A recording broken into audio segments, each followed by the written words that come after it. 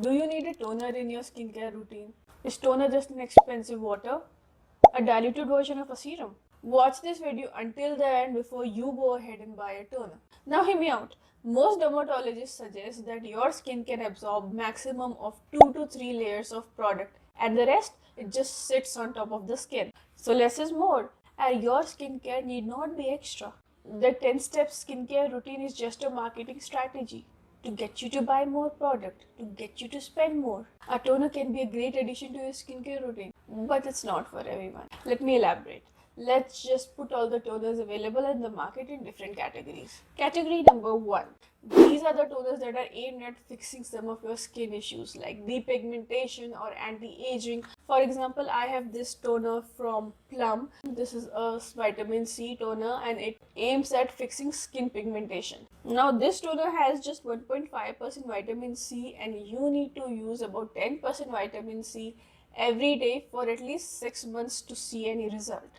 So toners like these, the depigmentation toners, the retinol toners, trying to fix a skin issue of yours are of no use. Skip them, buy a good serum instead. I'm not buying these kind of toners again. So moving on, category number 2, the calming toners.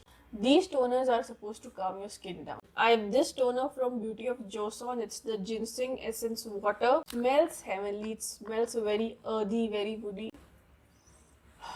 Korean skincare is just amazing. This is a very nice toner and I love it, but you should buy these kind of toners only when you have sensitive skin. A skin type that gets very red, very irritated very easily, then consider buying these kind of toners. And these kind of toners will be helpful for you. And FYI, they're not only calming toners but calming serums also available as well. This one is from Skin 1004. I had been dealing with very itchy and very irritated scalp. This is supposed to go on your face, but instead I use it on my scalp and this has magically calmed my scalp. I really love this calming serum. So yeah, either you can buy the serum or the toner. Category number 3, the very famous milky toners. Now these are a variety of hydrating toner. This is a best-selling toner, but I don't use it as a toner. In the morning after I apply my vitamin C serum and before I apply my sunscreen, I need to use a moisturizer, and regular moisturizer gets very heavy and breaks my skin out. So instead, I use this as a lightweight moisturizer.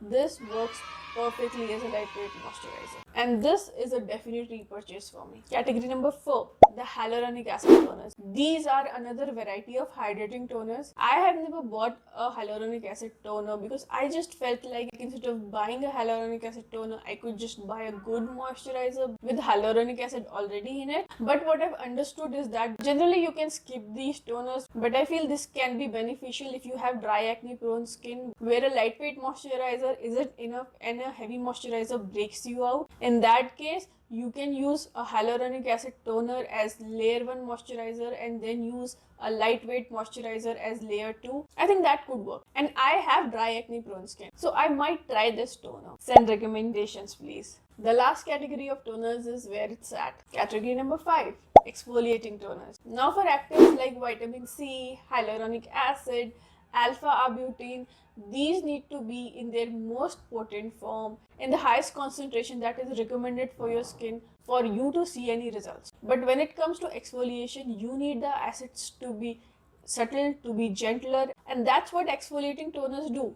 And I feel personally, if you're looking to buy just one toner, it should be an exfoliating toner. Exfoliating toners are more gentle when compared to exfoliating serums. Exfoliating serums are more potent and using them long term can result in skin irritation. I have been using this 7% glycolic acid toner from The Ordinary mainly for my scalp because I've been dealing with dry and flaky scalp, and this has done wonders with zero irritation. Definitely repurchasing this. Another exfoliating toner that I use is from Anua. This is Heartleaf 77% toner pads, and these are very nice. These are exfoliating and soothing on the skin. If you're going to buy an exfoliating toner, then I would suggest you buy a Korean toner because the formulation of Korean toners is amazing. They always add a soothing component to it. Like this one has 77% Heartleaf.